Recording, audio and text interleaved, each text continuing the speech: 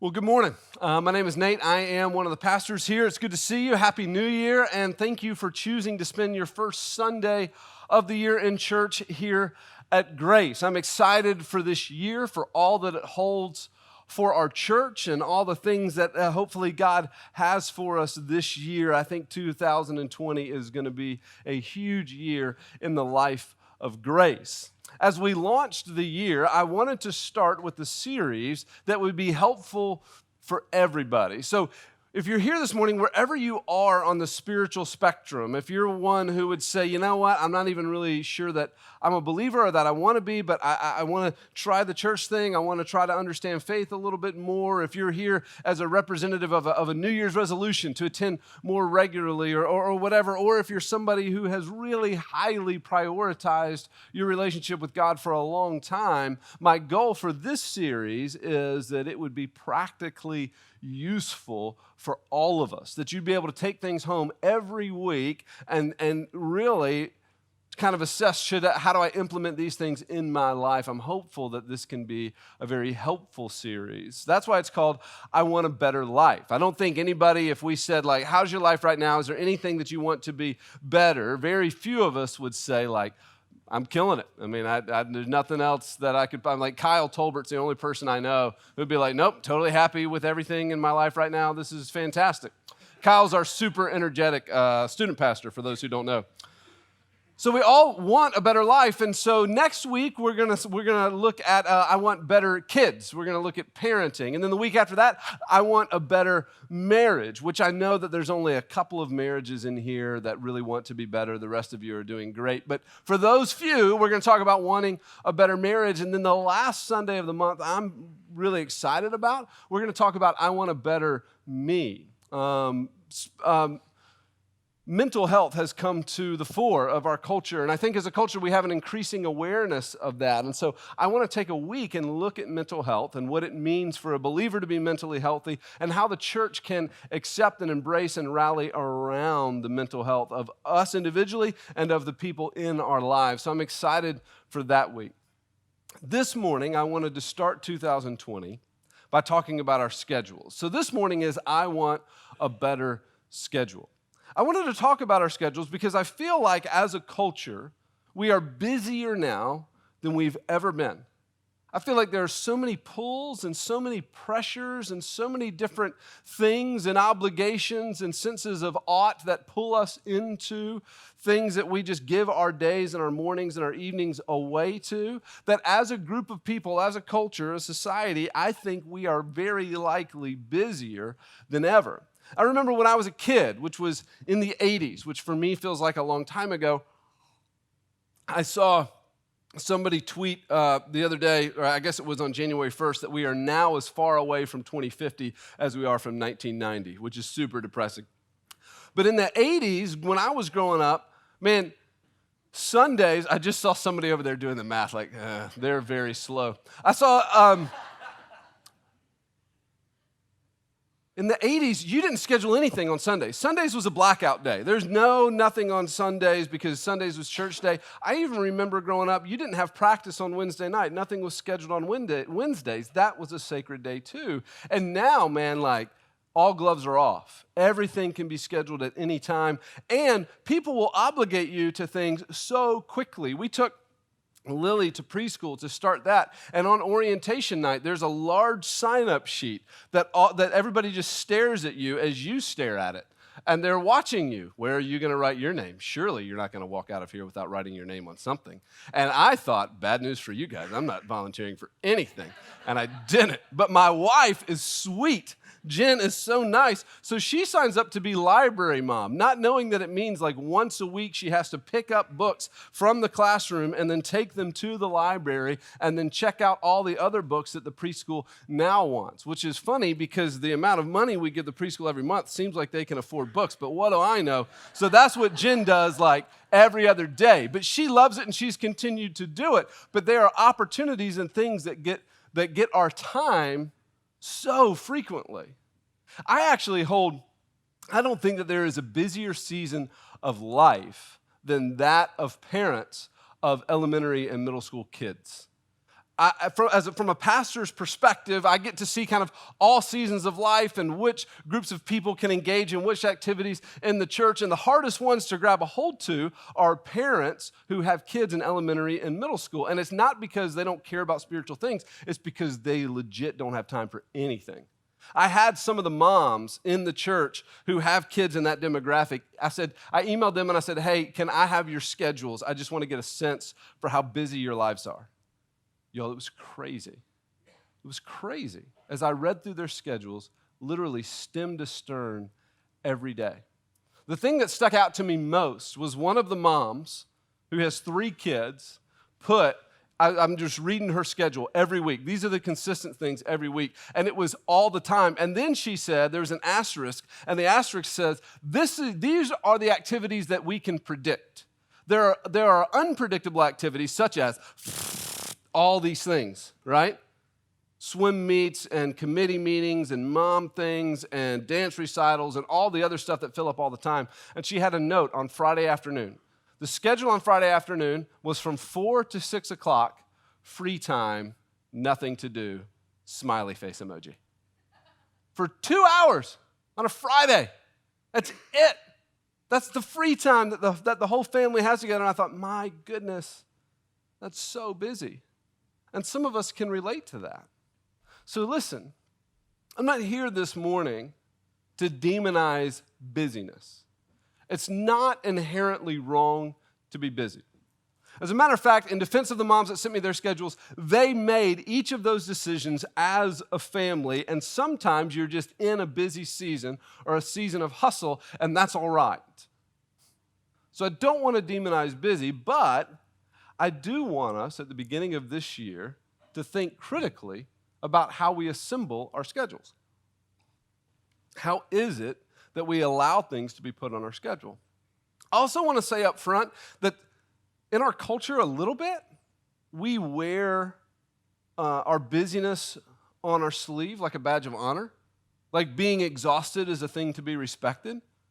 That's stupid, right? That's all I have to say about that. That's a dumb thing.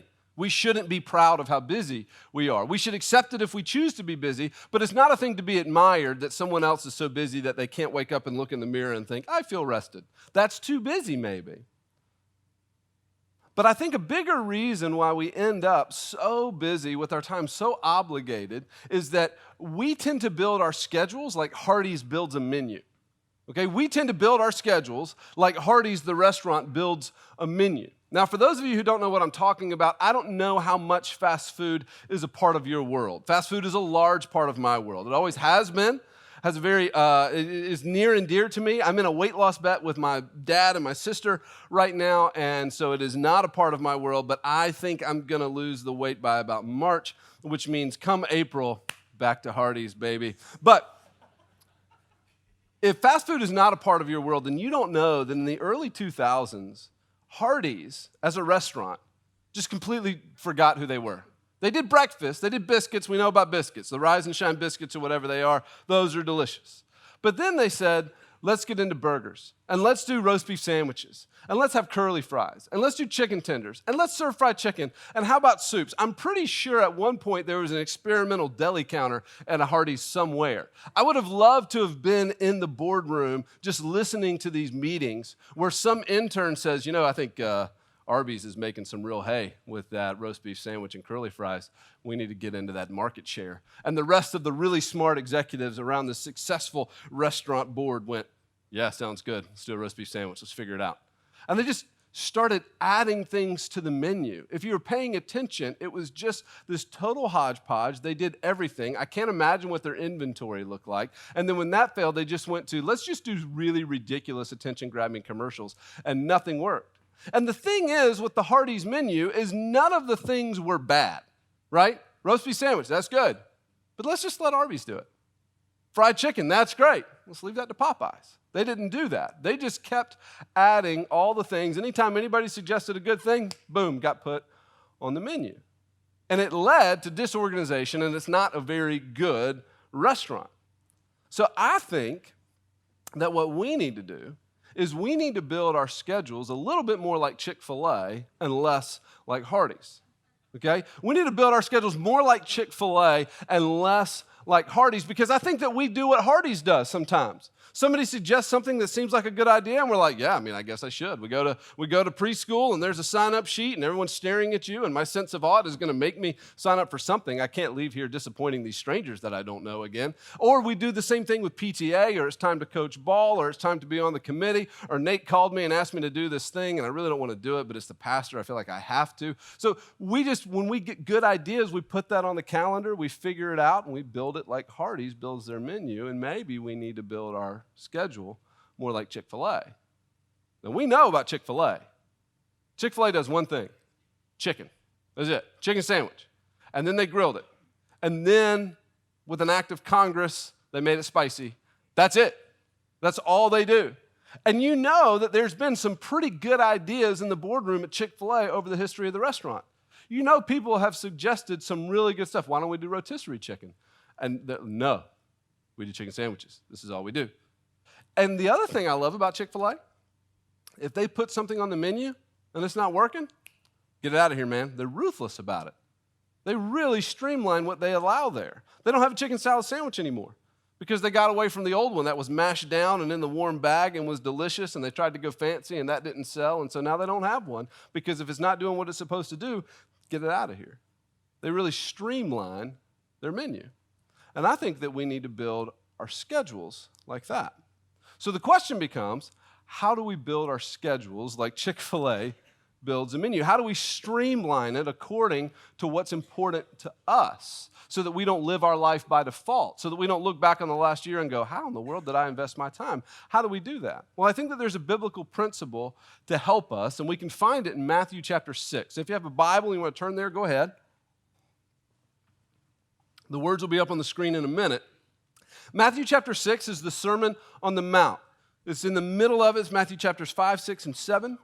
It's Jesus' first recorded public address. I love it so much that we did a whole series on the Sermon on the Mount one time.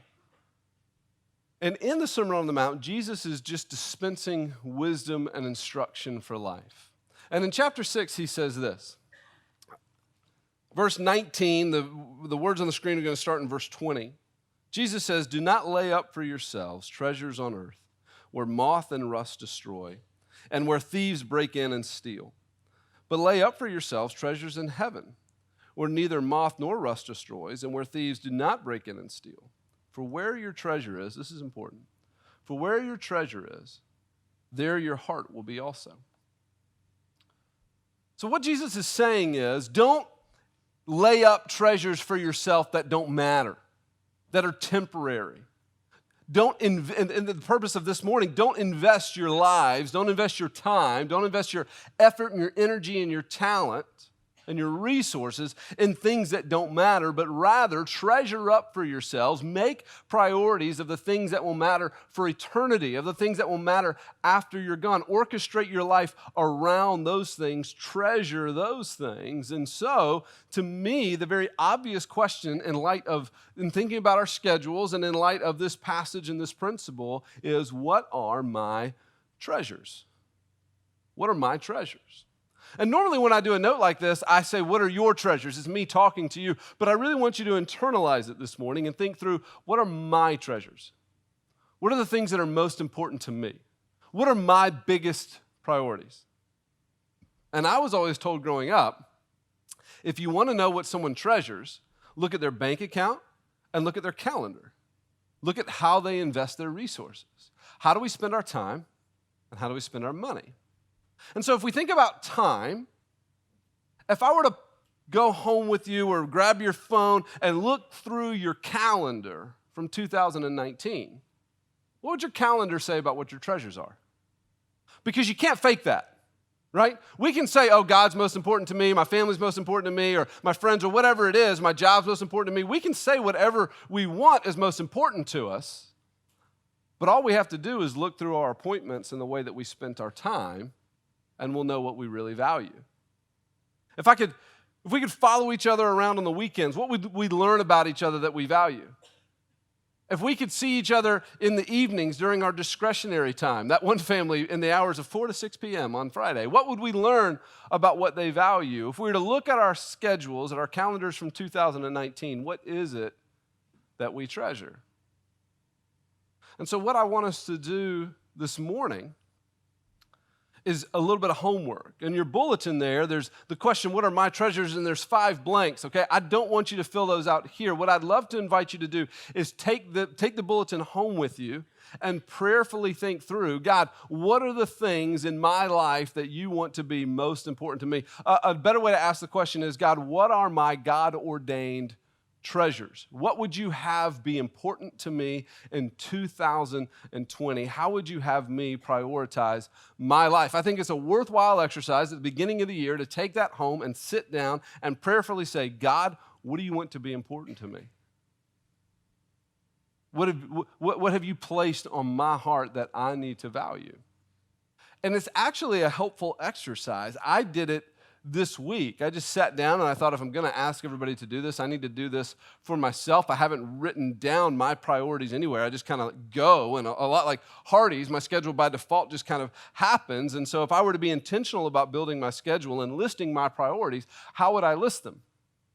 And so I'm going to share them with you this morning, not because they need to be yours, and not because you need to copy my list, but just as an exercise of trying to figure out what should be important to us, and then how do we organize our life around those things. So these are my top 5 priorities in my life as I thought through them this week. You see, the very first thing up there is spiritual health, my relationship with God. The Bible has a lot to say about pursuing God. David writes in the Psalms that as the deer pants for the water, so his soul longs after God, that's how much we should long for God. I almost preached out of a passage where Jesus is interacting with Martha and Mary in Luke, I believe chapter 10. And in that story, Jesus is going to Martha and Mary's house. And Martha is doing what most of us would do and is scrambling around getting everything right, making sure the table's set correctly and that the napkins are folded and that the room that Jesus is never going to go in a million years is vacuumed and that the curtains are just right. Like, she's doing all the things that you're supposed to do. This is the Messiah after all, and he's coming to my house. I'd like for it to look nice. And she gets upset because Mary is sitting at the feet of Jesus. Mary's just sitting there soaking in Jesus' presence. And Martha thinks she's lazy, and she gets on to her. Hey, you should help me. And Jesus actually defends Mary and says, Martha, Martha, you are concerned about all of these things, but only one thing matters. And Mary's figured it out. So I believe that if you're a believer, this is the one where I would say you should really write this down too as your top priority. But don't do it unless you mean it. Our spiritual health has got to be our most important thing to us. Because here's what I know about myself. I don't know what you've learned about yourself as you've pursued spiritual health over the years or as you've considered it. But for me, I'm a better everything when I'm walking with the Lord. I am more gracious with my time. I'm more magnanimous with other people. I'm more patient with inconveniences. I'm more considerate of Jen, my wife. I'm more present with Lily, my daughter. I behave better in elder meetings. I'm nicer to the staff and don't want to get out of meetings as quickly. I leave my door open a little bit more often so I can chit-chat, which is not really a thing that Nate loves to do. But when I'm walking with the Lord and he's filling me up, I become a more gracious, a more kind version of myself. And I become a better husband, and I become a better father, and I become a better pastor, and I'm walking in a sense of joy and contentment and completeness that I cannot experience away from the Father. So I would be a very strong advocate to putting as your number one priority your spiritual health. Even if you're here this morning and you wouldn't yet call yourself a believer, you're thinking things through, I would still submit to you that probably the most important thing in your life is being spiritually healthy. I think if you go down that path, it will lead you to serve the same God that I do. But I think for all of us, this is a pretty compelling top spot. Next for me is Jen. It's my wife. In Ephesians 5, Paul talks about marriage, and he says that husbands are to love their wives as Christ loved the church, who gave himself up for her. So if we look at Jesus, his first priority was to God and being obedient to him, and then his next priority was the church. And husbands, that's how we are to love our wives. We're going to talk about this in a couple weeks, so I'm not going to step on that too much. But my Bible tells me that I am to sacrifice my life for my wife. I'm going to lay myself down for her, and I will, listen, I'm up here preaching this to you. She's sitting right there. She knows I don't do this all the time, all right? So let's not act like you should be like me in your marriages. No, we should work on this together, right? No, we don't want any liars up here. We're doing our best. But I know that this is how I should prioritize that. And what does it look like to prioritize these things? If we're to say that spiritual health is my number one priority, then what does it look like as far as building our schedule to do that? Well, first we have to identify the things that make us healthy. I think it's time in God's Word and time in prayer. And so for a lot of us, that might mean adjusting our schedule and going to bed a little earlier so we can get up a little earlier. Cutting out that last episode of whatever it is. Being willing to not see the end of the game, which, by the way, go Titans last night. So that we can get up earlier the next day and invest in spiritual health. Maybe it means next week signing up for a small group and prioritizing that in our schedule. Maybe it means not committing to the things that are going to require our time on Sunday morning or some other time where it can be spiritually helpful to us. Maybe it means paring down some of the things in our schedule so that we can have more time for God. And if we think about prioritizing our marriages, I think anybody who's in here who's married, their spouse would be in the top at least 3, okay? If that's not it, come see me. But how do we practically schedule for that? I know for us, it's going to mean me being more intentional about finding babysitters and getting out to spend time together. It's intentional about getting home for meals, about stopping by in the middle of the day if it's a full day. We can't just say that these are our priorities. We have to think practically about, okay, if those are my priorities, then how does my schedule mirror that? After Jen is my daughter Lily. I think she has to be after Jen. And if we're not careful, we'll let the kids sneak up over our spouse, won't we? But I think one of the best things I can possibly do for Lily is to love her mom in such a way that she wants what we have when she grows up. What a thing to say about your parents, that they might want that. I think one of the best things for Lily is to grow up in a house where her parents love each other. And listen, we don't have a perfect life or a perfect marriage. I'm just saying that this is what Lily is supposed to see. And it's what I want to give to her. I want to love Lily so well that when guys try to date her, she knows, you're not going to love me anywhere like my dad does. Forget it. I want to love her so well that she doesn't put up with dummies when she's in high school and college. I really do. And I have her listed above the church. And I'm just going to tell you guys this right now because I want her to know as she grows up and we lead this church together that she means more to me than you guys do. I want her to know that.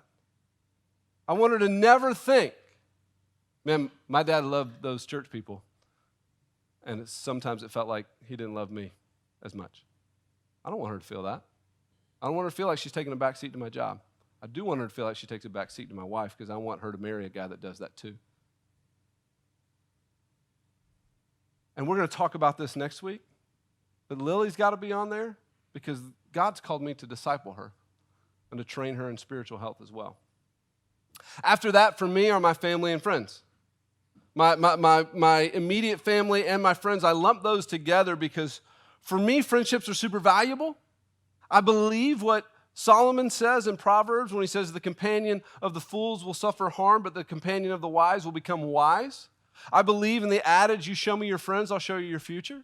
We believe passionately that you need people in your life who love you and love Jesus and have permission to tell you the truth.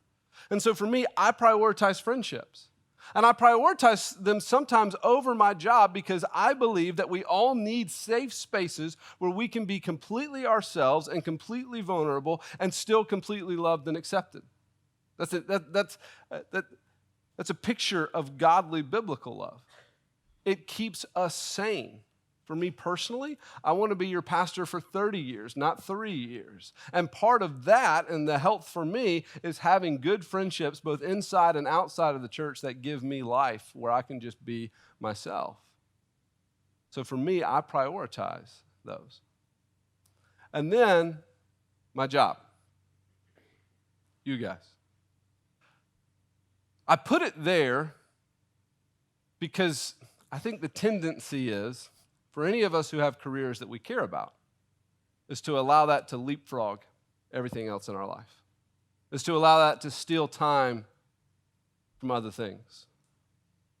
And I hear often from people who are retired that one of their biggest regrets is working too much. And I don't want to say that.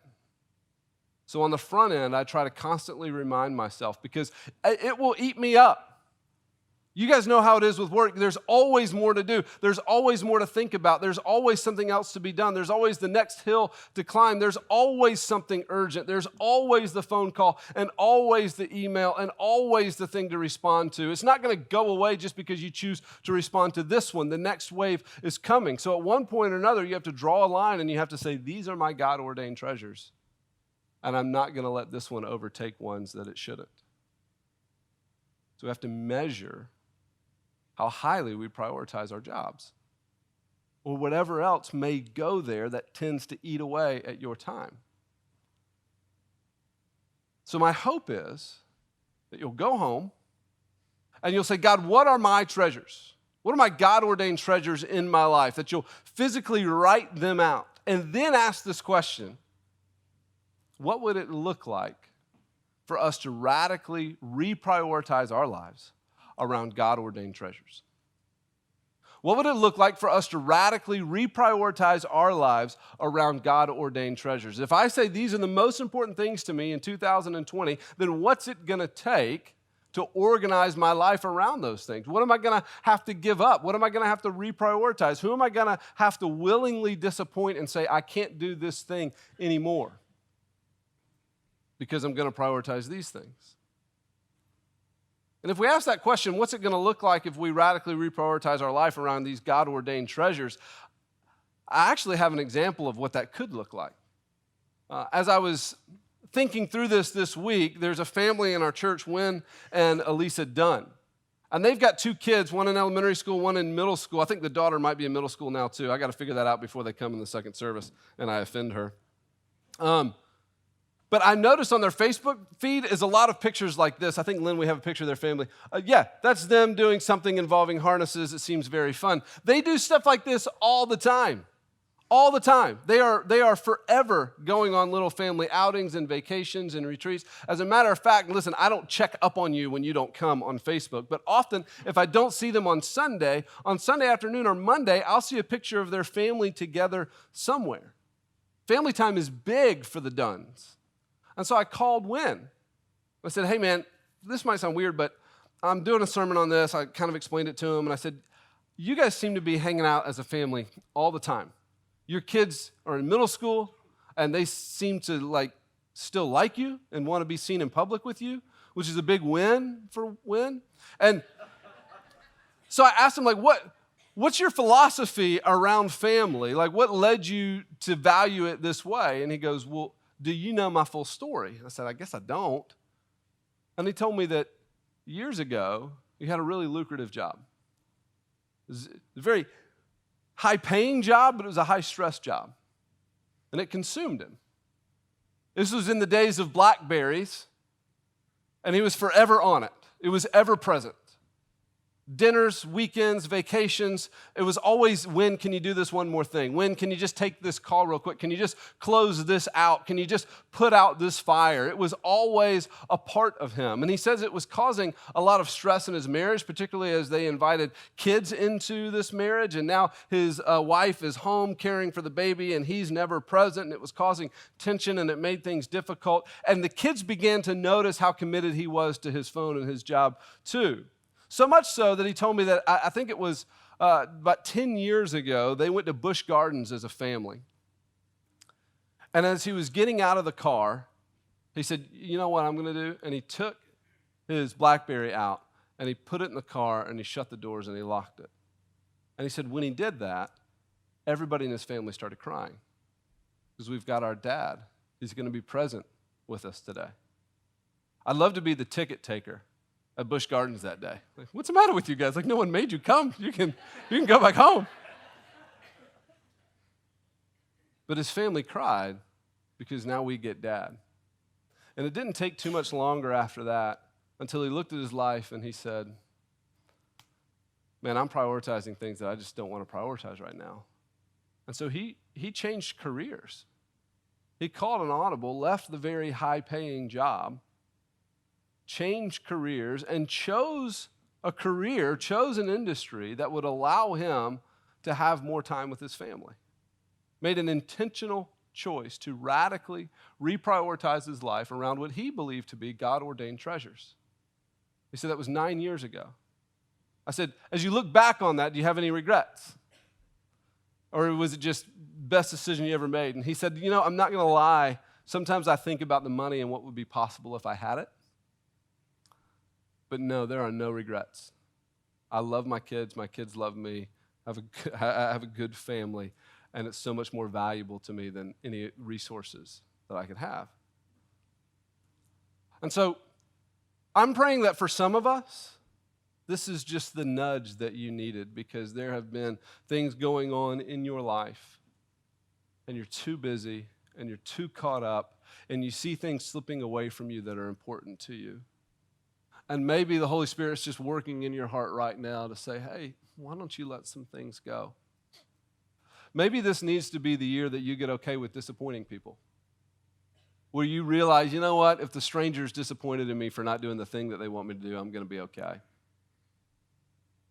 Maybe we need to step away from things. I'll even say this, I want to be your pastor before I run the business of the church. If you need to step away from church things, sorry, Aaron,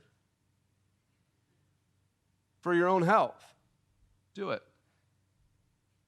Claim your schedule around your priorities. And in 2020, let's make some changes and reprioritize our lives around these God-ordained treasures so that when we get to the end of this year and look back on our schedule and we look back at how we invested our time, we go, yeah, I invested these things in treasures that matter for eternity.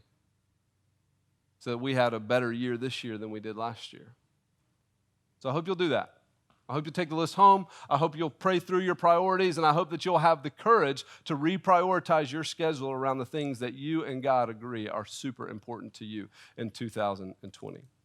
All right, I'm going to pray, and as I pray, I'm going to pray over the year too as we kick it off together, and then I'm going to dismiss and we'll go out into the world. All right, let's pray. Father, thank you so much for you, for your presence, for your goodness, for how big and marvelous and miraculous you are, for how much you care about us, for how much you care about how we fill our time. Lord, I pray that we would be courageous in naming our priorities. I pray that we would be courageous in building our schedule around those. God, if we have to say no to some things, then give us the audacity to do that. If we need to say yes to some things, give us the discipline to do that. God, we know that decisions that we make and things that we resolve to do often falter and flutter. God, I pray that you would be with us and give us your strength to see these things through so that our lives might change in profound ways, God, if that's what you would have. Lord, I pray over this year. May all the events of this year conspire to draw every one of us closer to you. Will you overcome doubts? Will you overcome fears? Will you overcome hesitation? Will you overcome hurts? Will you speak to us in the triumphs so that we don't take credit for those? Will you speak to us in the tragedy, God, so that we don't get overly angry at those? Will you please conspire everything in our life to draw us more closely to you so that we might know what it is to walk with you? For many of us, God, make this the year where we finally break the chains of the old habits and walk in new habits, God. Please bless this year and bless us as we walk in it. It's in your Son's name we ask these things. Amen.